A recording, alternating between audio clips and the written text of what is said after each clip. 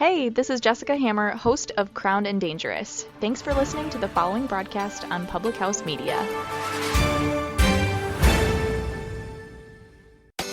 This is Dr. Mariah White, host of Your Life Matters, here on Public House Media. Thanks for listening to the following broadcast on Public House Media. Once you are done with this episode, I hope you'll come check out my show, Your Life Matters, where we talk about dreaming big and dreaming bold to reach your wildest dreams in both your health and your happiness. A new show comes out every single Tuesday. Don't forget to subscribe on iTunes so you'll never miss an episode of Your Life Matters. Thanks again for checking out the following broadcast on Public House Media.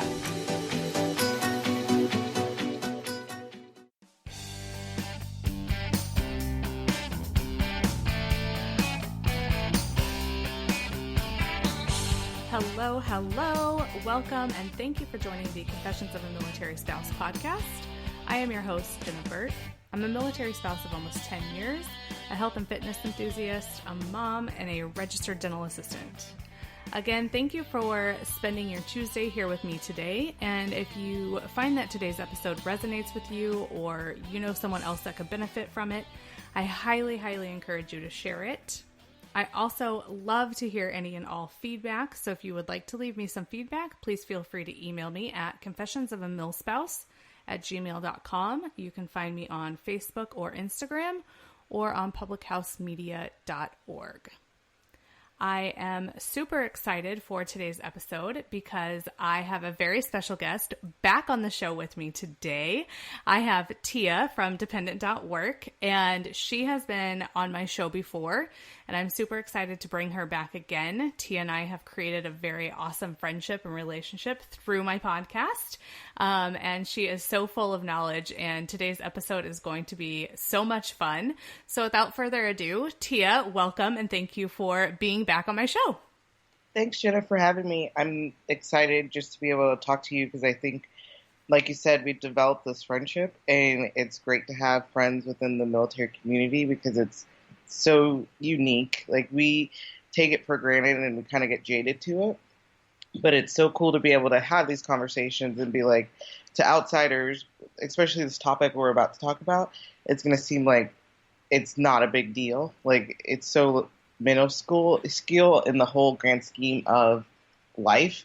But for us as military spouses and in our military life, it's a big deal because it's our life. Like, we're talking about ID cards, so it's our life. Like, people don't get that. Yes, but I want to say too, like, the ID card situation is a big deal in the military community, and it probably may seem, minuscule to other people, but the other people that are listening, the non-military people, I want you, when we're talking about this, to kind of think about the DMV, because everybody knows the DMV sucks. Nobody wants to go to the DMV. That's just the facts of life. And so if you have to go to the DMV, especially to get a new license, which is basically the same thing that you're doing when you go to get a new ID card, you dread it. It's not something that you really look forward to. And so having to get a new ID card as a military spouse is pretty much the same thing. Wouldn't you agree? I would. I mean, and we have to do both. We have to get driver's licenses and we have to get ID cards. So we get double doses of it. Yeah, exactly. And then on top of that, the military allows you to do something which is called have a home of record. And so for me, my home of record is Illinois, and my driver's license can stay in Illinois because it's my home of record. But that also means when it's time for me to renew my driver's license, not only do I have to deal with the DMV, which I have been kicked out of before, but I also have to figure out how I'm going to get back home to get my driver's license. It's so funny because I anyway, we're getting down this rabbit hole about the driver's license thing, and my picture is so god awful, and we'll talk about that with the ID card. Yes. Like, I would like to change my driver's license just to have a better picture, but I want the version of back in the day when Tyra Banks had her talk show. She had done glam squad makeovers for people going to the DMV, and I would love to have that happen again. So if Tyra ever comes to the show, if we could have that happen, that'd be great. Yes, Tyra, hook it up, please. But yes, the pictures. Oh my gosh. Okay, let's just jump into the whole ID situation and process to begin with. So I want to start by saying I have had numerous IDs, and I don't know if I just like have chose to put blinders on and block out that portion of getting my ID because it is so terrible, or if my experiences really haven't been that bad. But when I hear military spouses talk about getting a new ID, they talk about it as badly, almost as badly as they talk about TRICARE, which that's saying a lot. Well, I mean, you've been lucky, and I'm glad you've been lucky because it is frustrating. Like, I mean, like you said, we've had several ID cards, and the way that it works is if your husband makes rank, then you get a new ID card. If the ID card expires, you get a new ID card based on their time in service, their service commitment. So you could get 2 ID cards within a year if it coincides with a promotion and the end of service. Because every time they re-enlist, you have to get a new ID card. So I don't know if that's why you've had several. That's why I've had several ID cards. But man, like for me, especially this last time, because my husband just re-enlisted, it was such a pain. And part of the pain is the way that it's set up. So here at Nellis, we do have like an ID card queuing system. So you can at least sign up for an appointment. Oh, okay. But that still doesn't get you to the top of the line. You still got to wait once you get there. So even if you come in at your appointment time, it's kind of like going to the doctor's office. Sometimes you got to wait 30 minutes, 45 minutes to even get through. And the people are not nice. Like, you have a government job. You're getting government benefits. You're going to end up with a government pension. You have to understand that you're dealing with a job that sucks. Like, people are frustrated with this process and the way the system's set up. So don't be frustrated with me when I come in because you don't like your job. That's not my problem. Go get another job. Like, that's like the first start of it. But it's so true. It is so true because like I said, I haven't really experienced it. And I think the last time that I went in with the, not really expectations because nobody wants to wait for hours, but I think I went in with the thought that I was going to be waiting for hours and then I didn't end up waiting for hours. So I think that's kind of what set me up for success a little bit. But I hear people talk all the time about just how terrible it is and how rude the people are. And it, like you said, what is the purpose of it? Nobody wants to be there. Like, do you think that I want to get a new ID because my husband got promoted or because he re-enlisted or whatever? I don't even want to get a new driver's license every 4 years. I definitely don't want to get a new ID every 1, 2, 3 years. Yeah, it's a fresh, from that standpoint, like, it is what it is. Like, everywhere you go, you have people that just don't like their job and then just make the customer service aspect is thrown out of the window.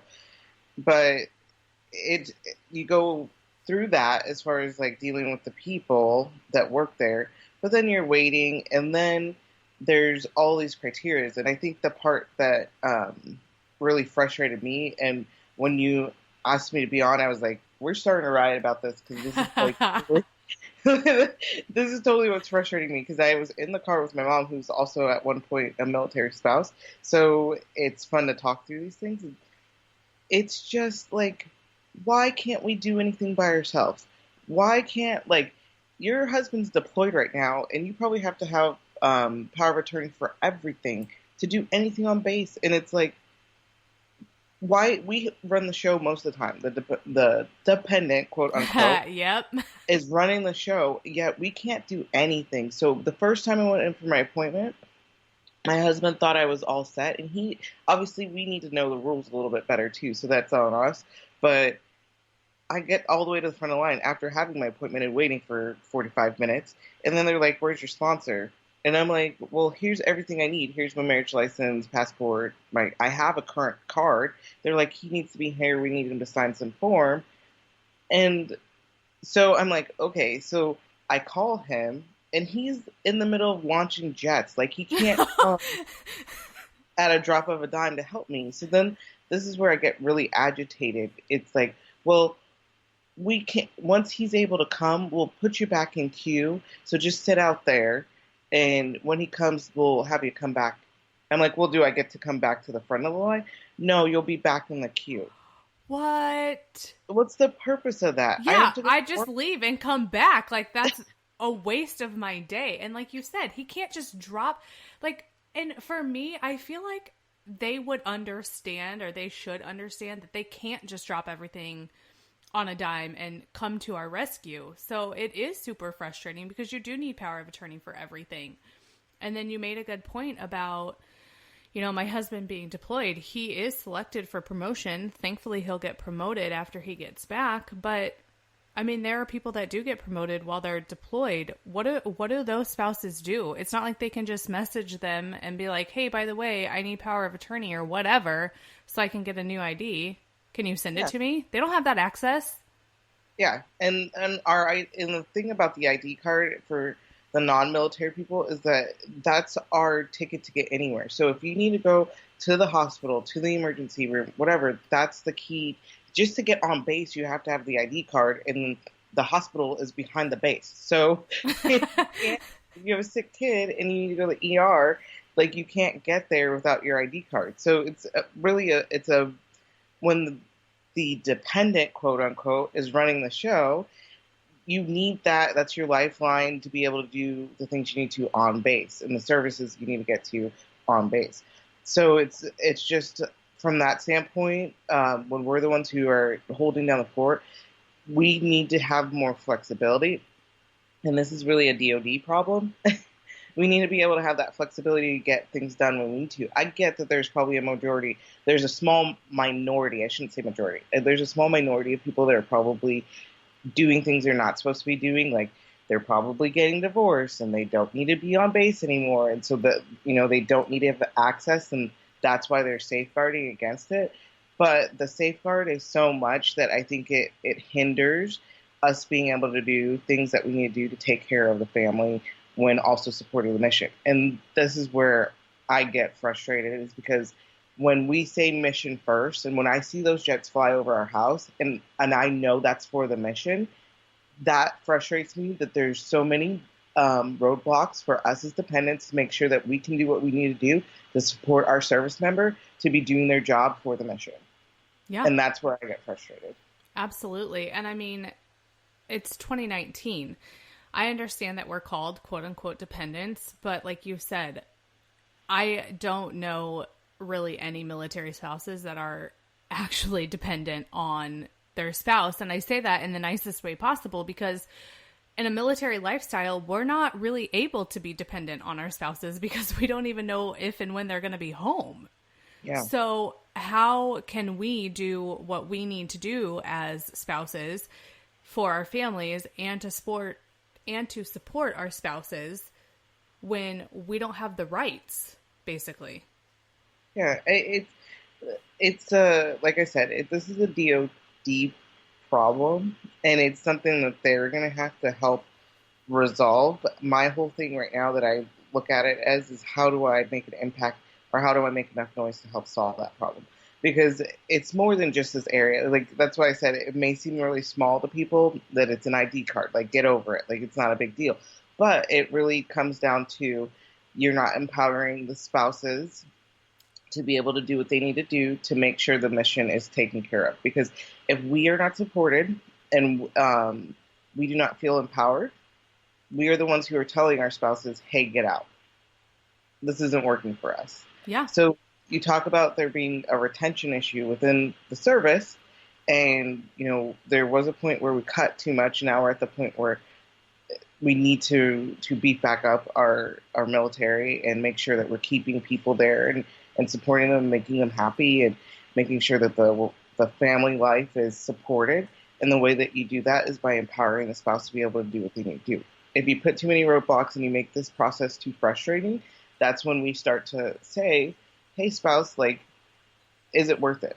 Yeah, absolutely. Absolutely.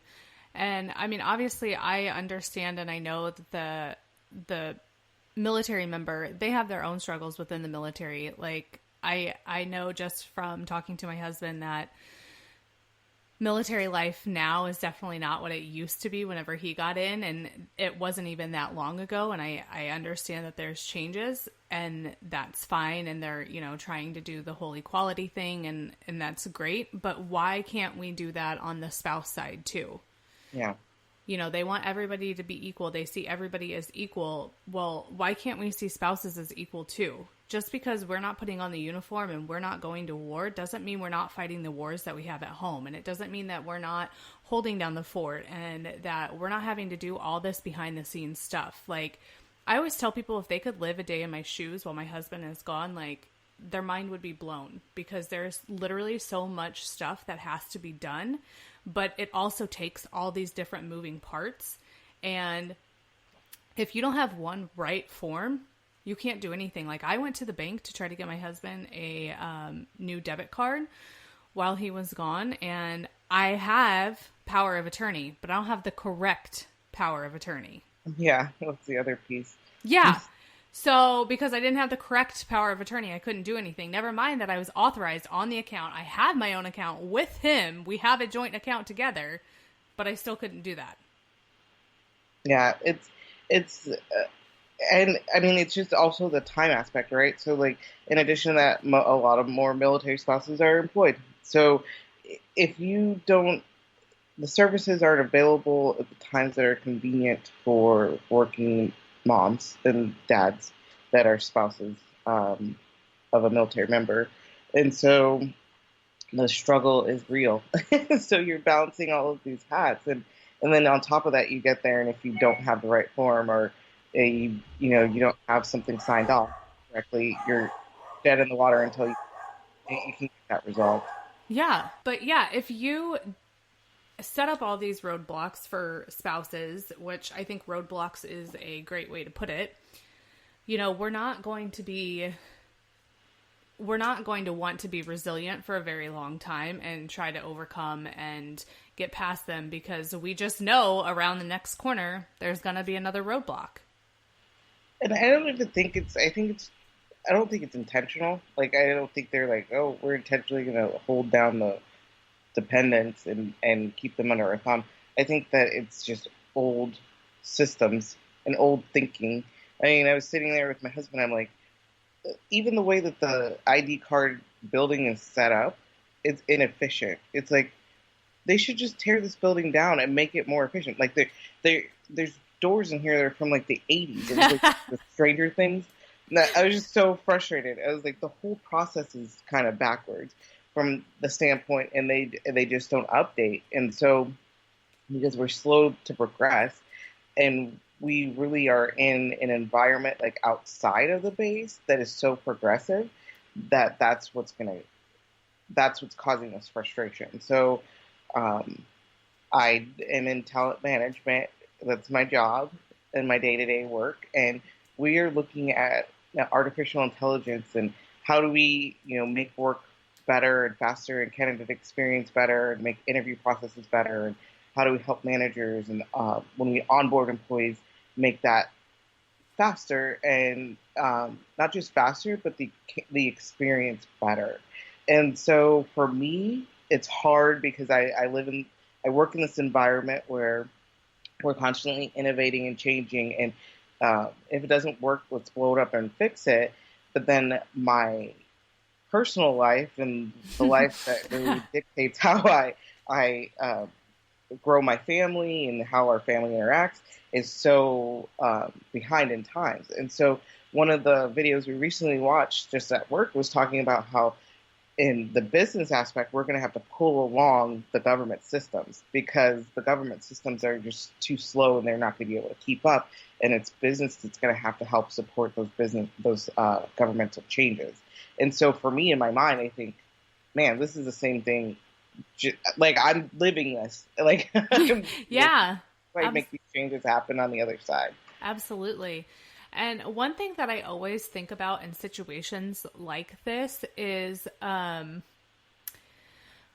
why don't they allow the spouses to come in? And I mean, I know there's surveys galore and stuff like that, but how much of that is really heard? And so in my opinion, I'm thinking, because the spouses are the ones that are usually so involved, why not let them come in and say, hey, this system is inefficient and it could definitely be run better if it was done like this. Yeah. I mean, I don't know if it's just too overwhelming because realistically, right, it's not the mission, right? And I think a lot of those people are focused solely on the mission, but there are people that are saying like, hey, because of the retention issue, we have to look at all these other factors that are causing it. And then that goes to looking at the family systems and saying, how are we not supporting these family systems and how can we support them better? But it's still a secondary to the mission. And, but we're saying like, hey, we want to, these things would help support the mission. Like, and it's getting that mindset done, not looking at it as just an ancillary. So yeah, this one's a big one. Like we went from like starting like little with like fun, like ID card DMV license to like, how do we solve this really big problem? And I don't know. Like, that's why we talk through it. I think that's why these forums are so great. I mean, we have each other talk through this, and then from this will come action because somebody will say like, hey, here's an idea, let's just do it. But I don't know. Like, I don't have the answer right now. I know. Well, I think it's a hard thing to answer because no matter how many good ideas we have, like there has to be a group of people behind it, supporting it enough to even be able to get it heard. And I think that's, to me, something that's super frustrating is the fact that we're not heard the way that I feel that we should be. And I understand, like, there are some people out there that are just going to bitch and like that's just the way it is, you know, it's just the name of the game. And I mean, that's with anything in life. It doesn't matter if you have a civilian job, a DOD job, it doesn't matter. Like there are going to be those people out there that are just going to bitch and they're not going to have a solution. But then there are spouses like you, especially, that have this background knowledge and that have this understanding and, you know, that have fantastic ideas that aren't being heard because you're not a big enough,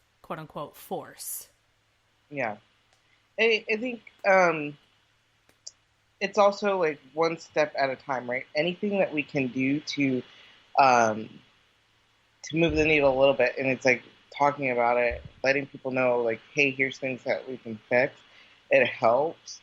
It's incremental change, right? It's because yesterday I got a message on Instagram and somebody was like, oh, I just love the work that you're doing for spouses. And I said, you know, it's one hire at a time. I said, I wish it could be bigger. I wish it was a larger impact, but it's like the one spouse that I can find and connect to a job is like, it's one step forward. And she's like, yeah, and that's big enough. Like, I know, but we always want more, right? Yeah. So sometimes it's just remembering that like these incremental changes, they do help. They do get us closer to making these changes that impact such a big community. And people may say, well, there's not a lot of you, but there are a lot of us, and we're underemployed and we're unemployed, and we need to make sure that we are also being heard and taken care of. Yeah. And that's it. Especially with it being 2019, like the amount of women that are in the workforce, especially military spouses, because I do feel like there was a time in you know, previous history where not a lot of spouses worked. And I feel like now with the way that the world is and society is and all this, you know, women empowerment and stuff like that, I feel like there's a lot of spouses that either are working because they want to and not because they have to, but just because they want to. Yeah. But I also feel like there's a lot of spouses that want to work that don't have the resources or the need, or they're not supported the way that they should be. Yeah. And and there's so many, there's so many tools now so that it shouldn't be that way, but it's also getting people in the right mindset to support and help and not looking at us as dependents. We're not dependent. Like, we aren't. Like, there's so many capable men and women that are supporting your military. And whether they're the service member or the dependent, like, we need to leverage that. So we do a lot of, there's a lot of backing behind veterans. It just needs to get there. It shouldn't be and include military spouses. It should be an automatic. Like, it shouldn't seem like, we shouldn't seem secondary to that. Yeah, absolutely. Absolutely. And I think about, a lot of times I think about the dual military families. And, you know, like, people, I mean, me personally too, like, I think it's pretty badass that both parents can be military spouses, you know, essentially, because they're both the spouse, but they're also active duty. And I know that it takes a lot of planning and timing and everything else. But, you know, I feel like people look at dual military families so differently than they look at a military family that has one active duty service member and one working spouse, when essentially it's still the same. Like, the planning and the timing and everything else that goes with it, it's still the same. Just because I don't put on a uniform, that kind of uniform, I wear a uniform, but just because I don't wear that kind of uniform doesn't make me any less superior to someone who does put on a military uniform. Yeah, it's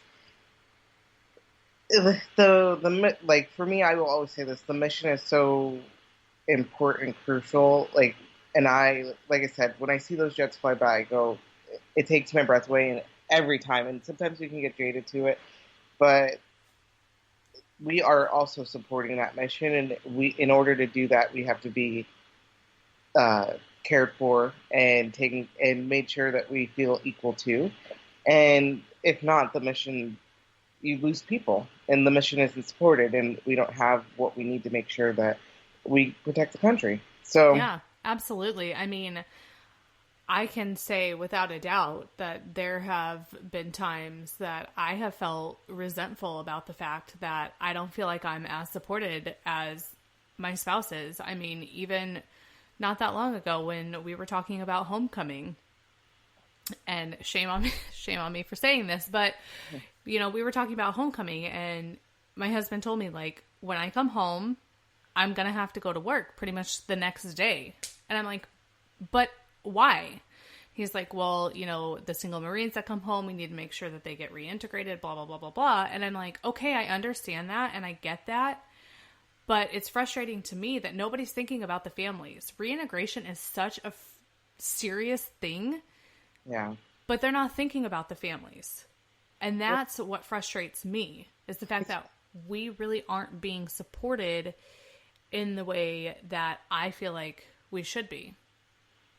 And it's not me being selfish. Like, it's the reality of the situation that families need time to reintegrate to. Yeah, definitely. I mean, well, especially the children, right? Like, we forget about the kids. The kids kind of get lost in that shuffle. And it's like, well, then bring one of those single Marines home and they'll be our kid. Like, that's fine. We'll have two. Yeah. Like, I would rather have that. Like, just bring an airman home and then he can hang out and eat food. You know, like, because that's really what it is, right? They want to make sure that they're supported from that standpoint. Yeah. In the sense of they don't get isolated and lonely and depressed, and then, like, you know, the suicide things happen. Yeah, I get absolutely. That. And I get it too.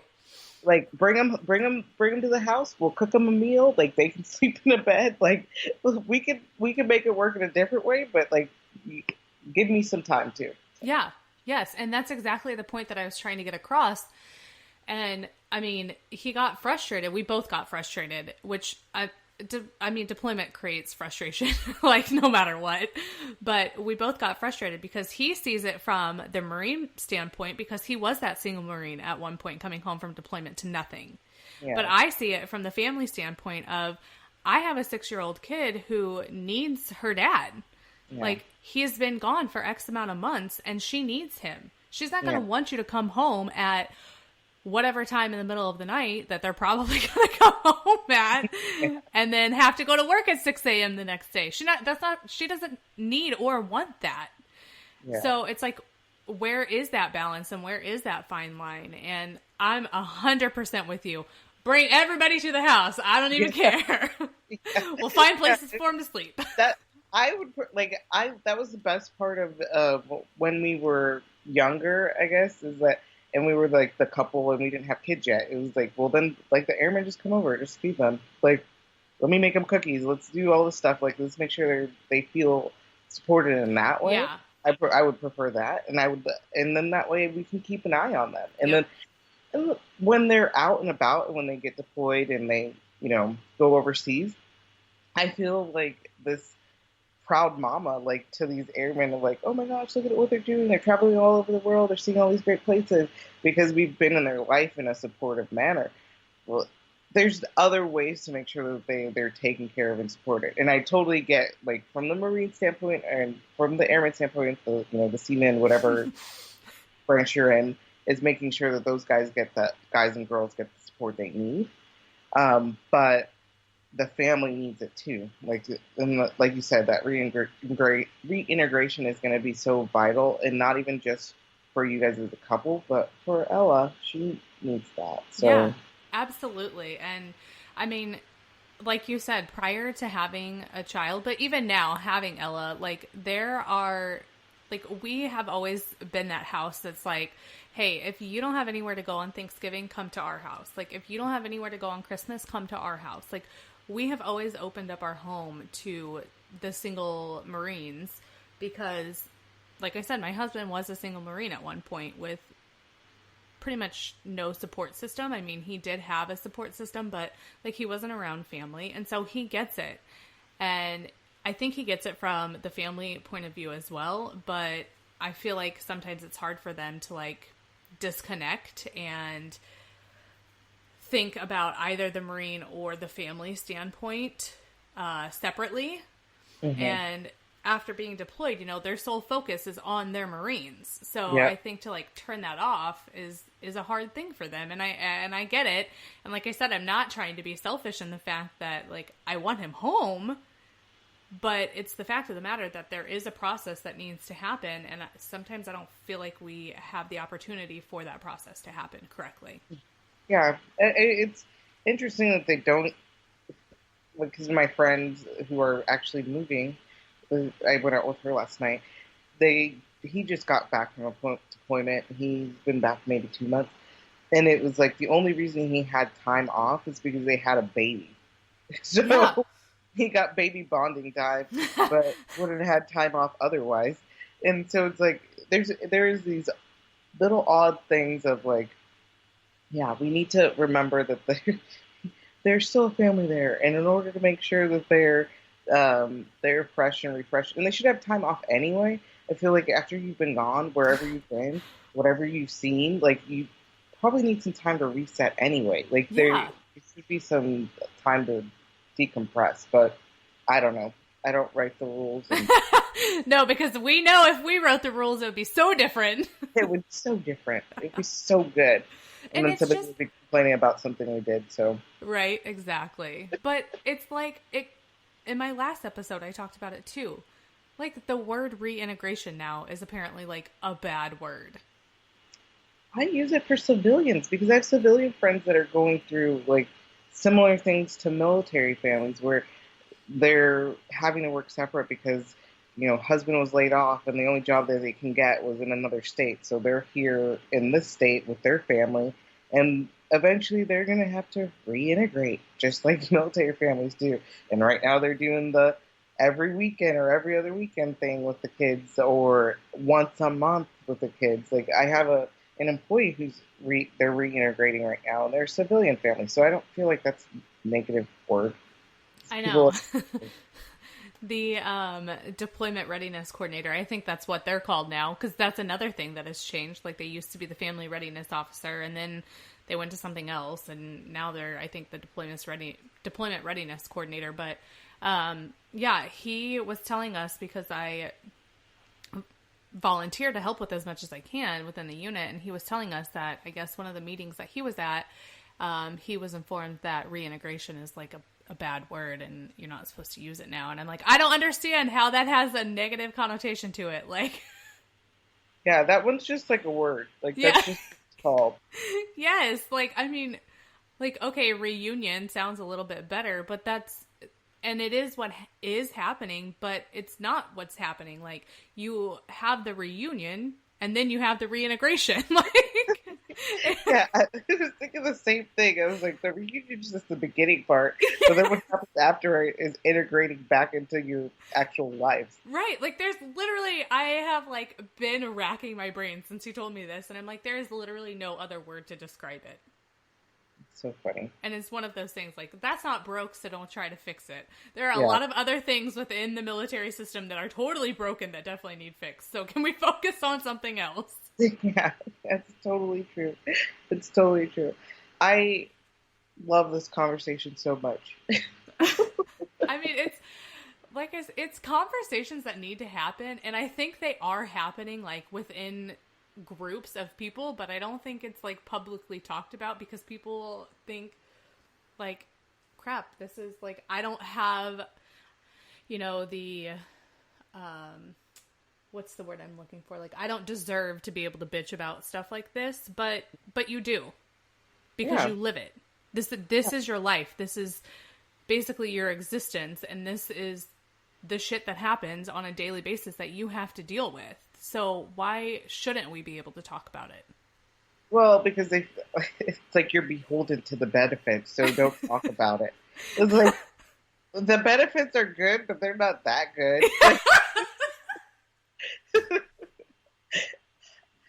Yeah, I said that. Yeah, I was just going to say, that is the realest, rawest, truest statement I have ever heard. Like you said, the benefits are good, but they ain't that good.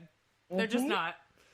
Yeah, no, like I have veterans that are like, because we employ military spouses and veterans at my work. And so the veterans that are going through the fellowship program, when I'm helping them with their like, hey, okay, you're towards the end, let's start looking for a job, let's figure this out. I go, what I'm hearing from everybody is that they take the dental and vision from whoever they're employed with, because the retirement dental and vision it's so expensive and doesn't cover anything. Like, yes, there are benefits, they give them to you, but that doesn't mean that they're the best prime benefits ever. Yeah, and I think that's a common misconception that people have. I think people have this misconception that, you know, because we're military and we quote unquote don't pay for anything, which isn't true, because we do pay for dental and we do pay for vision, and I'm sure we pay for medical. But I think that because it's, you know, the military and it's DOD, that these benefits are these amazing things. And I am here to tell you, like, I work in the dental field, and I can tell you our dental benefits are shit. Like, they are. There is no other way to put it. I don't even like our dental benefits. And if, like, I don't even use our dental benefits, especially when it comes to Ella, because it doesn't cover what I need it to cover, and it doesn't cover the people that I need it to cover. Like, I could find a pediatric dentist that accepts our insurance and takes our insurance to where we don't have a copay, but is she getting the best care that is out there? No, I'm sure she's not. And I'm not okay with that. Like, I'm not okay with settling just because my insurance covers it. So for those of you that think like, oh, it's great, it's grand, it's wonderful, these benefits are so great, they're not. They're not. Yeah, and you have an episode about that. So if anybody wants to go listen to that one, they should skip back a few episodes. Yes.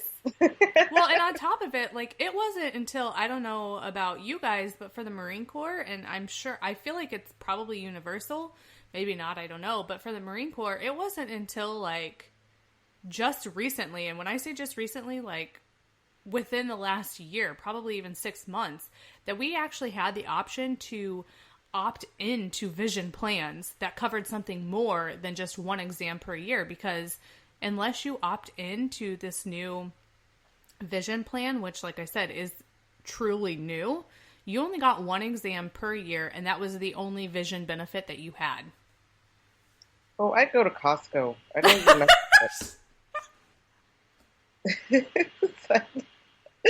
It's like one more thing I have to think about. Like, I don't have time for it. I just go to Costco. I pay whatever, like $25, whatever it is. It's cheap, and then I just go from there. Yeah. But, and again, that's something that, like, most people, I feel like, take for granted because they have vision plans, they have dental plans, and they don't have to worry about it. But for us, like you said, it's just another added thing that you have to worry about and deal with, and it's not easy. So the easier solution is go to Costco. Yeah. You can grocery shop and get your vision exam at the same time. Exactly. And then I could swing by later, get the prescription, and then do my glasses. Like, it's much easier. Yeah. Yeah. And I don't have to get the ugly glasses that are on base.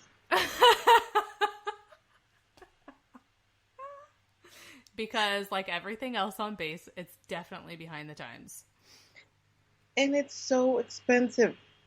Oh my goodness. Like, I thought, like, people think, oh, you're going to the BX, you're going to get such a deal. And I love that this conversation is happening right now, because this is the funnest conversation I'm having today. I probably will go to work and be like on a hot. But I was on base with my husband. We were shopping at the BX, and I thought, oh my gosh, I would never, like, I saw something I thought was cute, and it was like $100. I'm like, who's buying clothes here? Yeah. Yeah. But you're right. People think that because it's on base, it's cheaper. And you're getting this great deal. But it's the same way with the commissary, too. I will say there is some stuff at the commissary that's cheaper. But I even stopped shopping at the commissary because I'm like, by the time I drive there, and then if it's payday, Jesus, Lord help me. Like, it is just not. I will pay the extra 50 cents for whatever item I need to do a Walmart grocery pickup, so I ain't even got to get out of my car.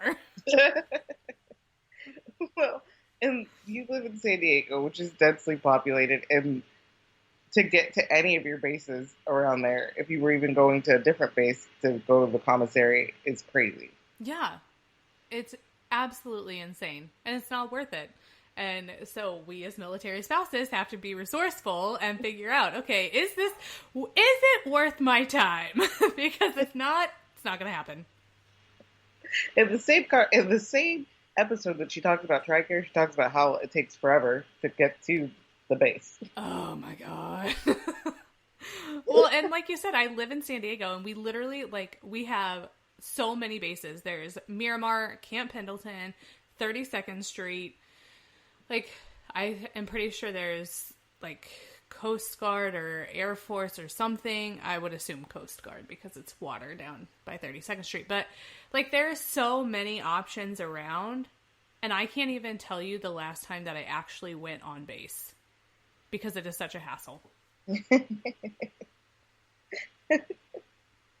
just not worth it. Probably the next time I go on base will be when my husband comes home, and that's only because I have to pick him up. I mean, I thought about sending an Uber, but I think that would be frowned upon. I think so, for your whole reunion. Yeah. Oh, yes. Yes. I don't think it would be highly respected if I sent an Uber for my reunion. Listen, no, babe. But you're totally blackballed as a spouse if you do that. I do like to live my life pretty dangerously, so maybe... You're already teetering on the edge. That right there will shoot you right over. Right? That'll put me in the blacklist. Did you hear that, Jenna Burt? She sent an Uber for her husband when he came back from deployment. Hey, people would be talking about me. It may not be in good reasons, but at least they know who I am. You probably should listen to her podcast because there's probably a story about it. Absolutely. I could just see it now. Uber for reunion. You can always tell your husband, honey, look, it's totally fine. This is great. We can talk about it on the podcast. We can work through these issues. It'll be fine. Exactly. It's great material, okay? Do it for the podcast. Do it for the podcast. It's for the pod. You say you support me. This is what it is. That's the line, honey. That's the line. But this is why it's so important to have military friends, because if I were to have this conversation with a civilian person, they would think that I was batshit crazy and out of my mind. Not that I'm not batshit crazy and out of my mind, but... No. It's just, you have to have some comic relief in the situation. It's stressful. You've been in a very, like, I know that you don't get to talk about it a lot. I mean, people know about it, but you don't talk about it a ton. But it is a stressful situation, that having to run the whole house by yourself while your husband's gone. And not to mention, who the heck knows where he is? Because we don't know anything. Yeah. We know all the stuff. We know nothing, and we don't want to know anything. So... So in addition, you're stressing out, like in the back of your mind, you have that in your head too. Well, so, especially with all of this stuff, like now that's going on with Iran and like you said, we don't know where they're at. I don't really want to know where he's at or what he's doing, but you see all of these news reports and stuff, and you can't help but wonder, like, is this affecting him? Yeah. And so if you can't have comic relief, like, you're just going to go crazy. Craziness will ensue. I mean, not that it doesn't already, even with comic relief, but it makes you feel better to know that you're not alone. Yeah. And the part that's hard for me is because luckily I haven't had to go through any of that yet. Doesn't mean it won't happen. But, you know, I can only be here to support my other spouses. And that's like what I hope to do, is just be here for you and whoever else is going through it, and just checking in and being like, are you okay? Yeah. Are you still alive? Are you still alive? Yes. Okay, great. Something's going on, so I think you're okay. Yes, exactly. Thank you, Tia, so much for being here today. This conversation has been so fun, and we have covered so many topics. You guys, I will be 100% sure to have Tia back on my episode just so we can bullshit and talk about all the craziness that happens as a military spouse. So thank you again, Tia, and everybody else for being here with me today. I want to be on the episode after reintegration, because I feel like that's going to be like the best, juiciest one, because I feel like then we'll get like all the tidbits of like, oh, how's it going? What are you guys doing? Oh, he was home for 2 days. I want to shoot myself. I sent him back to work already. Yes, it's happening. I feel like that's the most girlfriendy episode. That would be like the gossipy, juicy one. Yes, it will absolutely happen. Well, thanks for having me. I had a lot of fun, and good luck with homecoming. Yes, thank you so much for being here. Thank you.